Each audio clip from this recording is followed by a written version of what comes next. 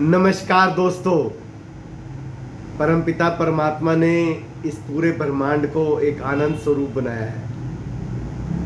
ये प्रकृति के सारे नज़ारे प्रत्येक जीव को आनंदित करने के लिए, सुखी करने के लिए, खुश करने के लिए ही चमत्कार कर रहे हैं और प्रत्येक जीव उनसे आनंदित हो रहा है और एक आनंदपूर्ण जीवन जीकर इस धरती से जा रहा है।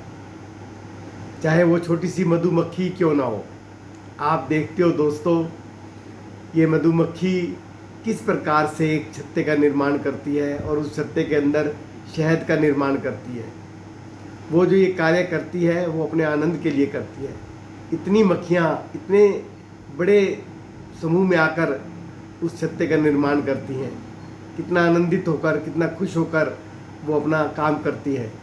मनुष्य उनके छत्ते को तोड़कर उसका शहद ले लेता है, उनके द्वारा बनाया गया अमृत ले लेता है और उस छत्ते का भी विनाश कर देता है। लेकिन कोई भी मधुमक्खी डिप्रेशन में नहीं जाती, कोई भी मधुमक्खी निराश नहीं होती, कोई भी मधुमक्खी परेशान नहीं होती।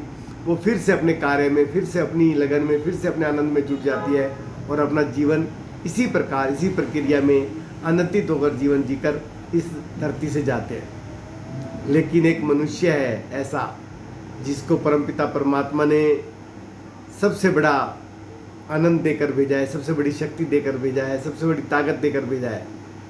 और वो उस मनुष्य की सबसे बड़ी ताकत है उसका मस्तिष्क। परमात्मा ने हमें एक ये अमृत का कुंड दिया है, अमृत का प्याला दिया है और इस कुंड का सही इस्तेमाल कर कर हम अपने जीवन को बहुत सुखमय बना सकते हैं।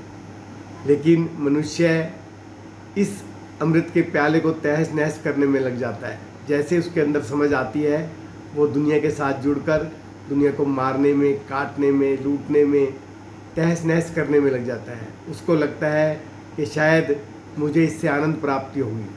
वो ये सारे काम जो करता है, मार पीट, लड़ाई झगड़े, आनंद प्राप्ति के लिए ही करता है। चाहे वो डाकू हो, चाहे वो राक्षस हो, चाहे वो हत्यारा हो, सबका एक ही मकसद होता है, आनंद प्राप्ति। लेकिन दोस्तों, इस प्रकार से आनंद नहीं मिलता।